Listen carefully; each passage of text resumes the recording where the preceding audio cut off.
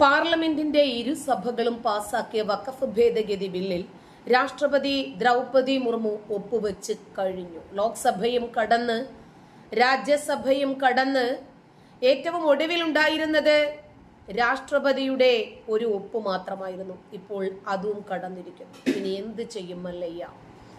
ഇതോടെ ബില്ല് നിയമമായി വിജ്ഞാപനം ചെയ്തുകൊണ്ടുള്ള ഉത്തരവ് കേന്ദ്രം പുറത്തിറക്കിയിരിക്കുന്നു. ഇത് തന്നെയല്ലേ ഇക്കാലം അത്രയും ജനങ്ങൾ ആഗ്രഹിച്ചത്?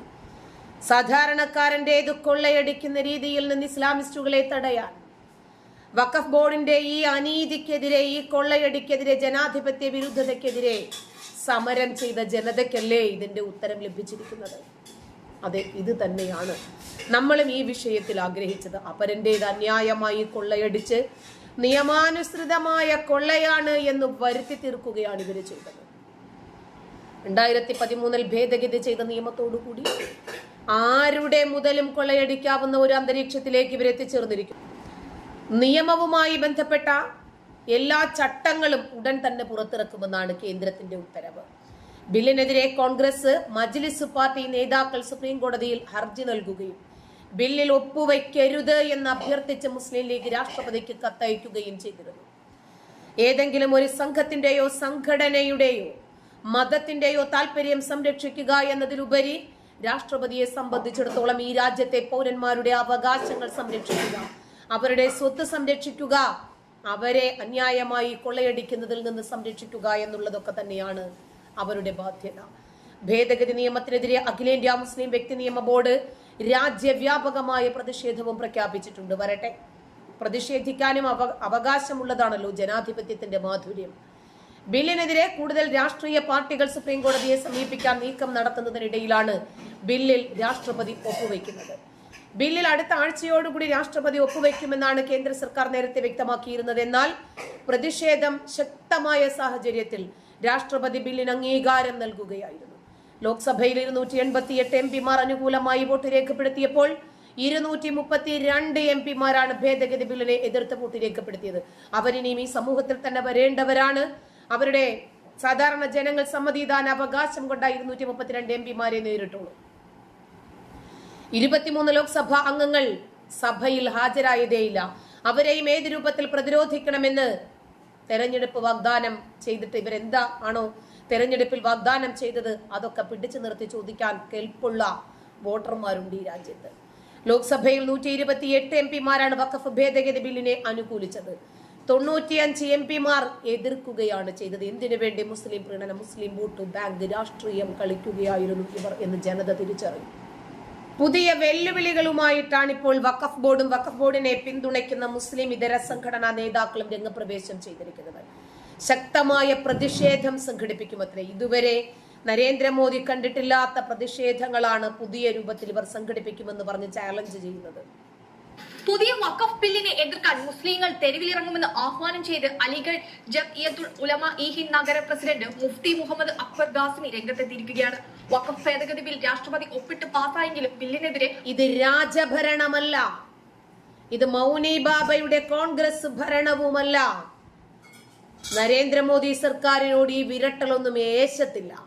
സാധാരണക്കാരന്റെ സമ്പത്ത് കൊള്ളയടിക്കുന്നതിന് വേണ്ടി ഒരു നിയമ അനുമതി നൽകണമെന്ന് പറയാൻ ഉളുപ്പില്ലേ ഈ ബോർഡിനൊന്നും?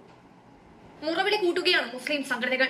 ഇപ്പോൾ ഇതാ ബില്ല് മുസ്ലിങ്ങളുടെ മതപരമായ അവകാശങ്ങൾ കവർന്നെടുക്കുമെന്ന് പറഞ്ഞുകൊണ്ടാണ് ഖാസിമി രംഗത്തെത്തിയത്. മുസ്ലിങ്ങൾ രാജ്യത്തിനെതിരെ, രാജ്യത്തിന്റെ നിയമത്തിനെതിരെ സംഘടനമുണ്ടാക്കുമെന്നും സംഘർഷമുണ്ടാക്കുമെന്നും പ്രതിഷേധമുണ്ടാക്കുമെന്നും പറഞ്ഞ് മുസ്ലിങ്ങൾക്കിടയിൽ കുത്തിത്തിരിപ്പുണ്ടാക്കി അവരെ ഭീകരന്മാരായി, ചാവേറുകളായി, കലാപകാരികളായി ഈ രാജ്യത്തിനെതിരെ തിരിക്കാനുള്ള ഇത്തരം രാജ്യദ്രോഹികളെ വിലങ്ങുവെച്ച് തിഹാർ ജയിലിൽ അടച്ചെങ്കിൽ മാത്രമേ ഈ രാജ്യത്ത് സുരക്ഷിതത്വം ഉണ്ടാകൂ സാധാരണക്കാരന്. ബുദ്ധിമുട്ടിലാണെങ്കിൽ സ്ഥിതി മാറിയേക്കുമെന്നും ഖാസിമി പറഞ്ഞു. കൂടാതെ ഒരു വിഭാഗം എതിർക്കുമ്പോഴും ബില്ലിനെ പിന്തുണച്ചു വരുന്നവരും നിരവധിയാണ്.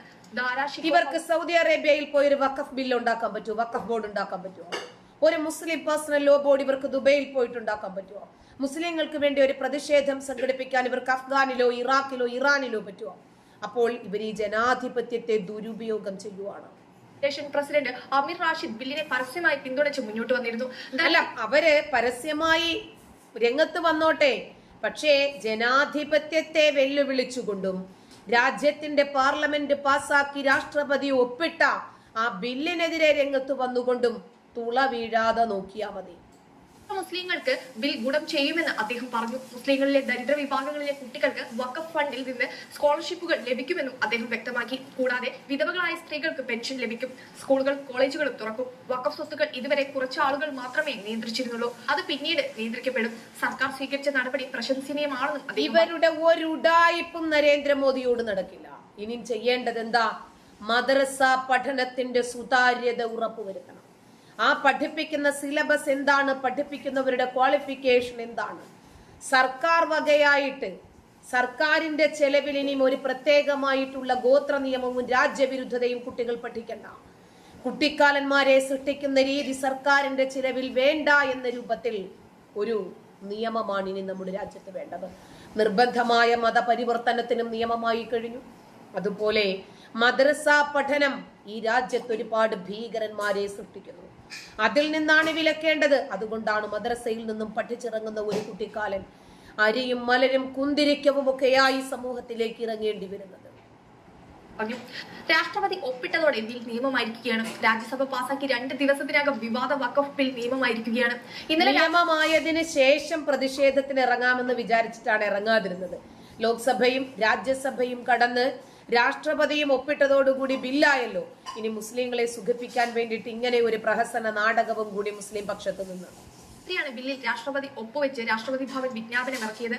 ബില്ലിൽ എനിക്ക് തോന്നുന്നു പോപ്പുലർ ഫ്രണ്ട് ഭീകരർ ആരെങ്കിലും ഇവരെ ആരെങ്കിലും പോപ്പുലർ ഫ്രണ്ട് ഭീകരരെ കാണാൻ തീഹാർ ജയിലിൽ ചെന്നപ്പോൾ റൌഫും നസറുദ്ദീൻ ഒക്കെ പറഞ്ഞിട്ടുണ്ടാകും തീഹാർ ജയിലിലെ ജീവിതം സുഖകരമാണെടാന്ന്. അതുകൊണ്ട് ഇവരൊക്കെ അങ്ങോട്ട് പോകാനുള്ള തയ്യാറെടുപ്പായിരിക്കും മിക്കവാറും. അഭ്യർത്ഥിച്ച് രാഷ്ട്രപതിക്ക് മുസ്ലിം ലീഗ് എംപിമാർ കത്തയച്ചിരുന്നു. ബില്ലിൽ ഗുരുതരമായ ഭരണഘടനാ ലംഘനങ്ങൾ ഉണ്ടെന്നും മതസ്വാതന്ത്ര്യം, തുല്യത തുടങ്ങിയ മൗലിക അവകാശങ്ങൾ ലംഘിക്കുന്നുവെന്നും എംപിമാർ കത്തിൽ ചൂണ്ടിക്കാട്ടിയിരുന്നു. ബില്ല് ഭരണഘടനാ വിരുദ്ധമാണ്. ആ ബില്ല് വായിച്ചിട്ട് ദ്രൗപദി മുർമു ചിന്തിച്ചു, ഇത് പാകിസ്ഥാൻ അല്ല, ഇവന്മാരോട് ആരെങ്കിലും ഒന്ന് പറഞ്ഞു കൊടുക്കടാന്ന് ആരോപിച്ച് കോൺഗ്രസ്, AAP, പാർട്ടികൾ സുപ്രീം കോടതിയെ സമീപിച്ചിട്ടുണ്ട്. കൂടാതെ ഭരണഘടനയിൽ എവിടെയാണ് കാക്ക വഖഫ് ബില്ല്? വഖഫ് ഭേദഗതി നിയമം എവിടെയാണ് കാക്ക ഭരണഘടനയിൽ? അയ്യോ, ആ നിലവിളി ശബ്ദം ഇടോ. കടുപ്പിച്ച മുസ്ലിം വ്യക്തി നിയമ ബോർഡ് മലപ്പുറത്തും ദില്ലി, മുംബൈ, കൊൽക്കത്ത, ഹൈദരാബാദ്, ബംഗളൂരു, ചെന്നൈ, ലക്നൌ, പട്ന തുടങ്ങിയ നഗരങ്ങളിലും പ്രതിഷേധത്തിന് ആഹ്വാനം ചെയ്തിട്ടുണ്ട്. എതിരല്ലെന്നും വഖഫ് സ്വത്തിൽ സുതാര്യതയും കാര്യക്ഷമതയും ഉറപ്പുവരുത്താനാണെന്നുമാണ് സർക്കാർ പറയുന്നത്. 6 മാസം നീണ്ട ചർച്ചയ്ക്കൊടുവിൽ ഇത് സിറിയയോ ലെബനോ നൈജീരിയയോ ഒക്കെയാണ് എന്നൊരു നിമിഷം ഇവർ ചിന്തിച്ചിട്ടുണ്ടാകും. ക്രിസ്ത്യാനികൾ ക്ഷമിക്കുന്നത് പോലെ, അവരുടെ സഹനം മുതലെടുത്ത് അവരുടെ രാജ്യങ്ങളൊക്കെ പിടിച്ചടക്കിയതുപോലെ ഇന്ത്യയിലും ഇവർ വിചാരിക്കുവാണ് ഒരു പ്രതിഷേധമൊക്കെ പല സംസ്ഥാനങ്ങളിലും ഒന്ന് കാട്ടിക്കൂട്ടിയാൽ അങ്ങ് പേടിച്ച് നരേന്ദ്രമോദി വഖഫ് ബിൽ, അയ്യോ നിങ്ങൾക്ക് ഇനി വേറെ എന്തെങ്കിലും കൂട്ടിച്ചേർക്കാനുണ്ടോ, ഉണ്ടെങ്കിൽ അങ്ങ് എടുത്തോ കാക്കാന്ന് പറഞ്ഞിട്ട് ബില്ലെടുത്തിട്ട് ഇവരുടെ മുഖത്തേക്ക് എറിഞ്ഞു കൊടുക്കുമെന്നാണ് വിചാരിച്ചിരിക്കുന്നത്. പക്ഷെ മോദി വേറെ ആയിട്ടാണ്. സംയുക്ത പാർലമെന്ററി സമിതി കഴിഞ്ഞ പാർലമെന്റ് സമ്മേളനത്തിൽ ആദ്യ ആഴ്ചയിൽ റിപ്പോർട്ട് സമർപ്പിച്ചത്.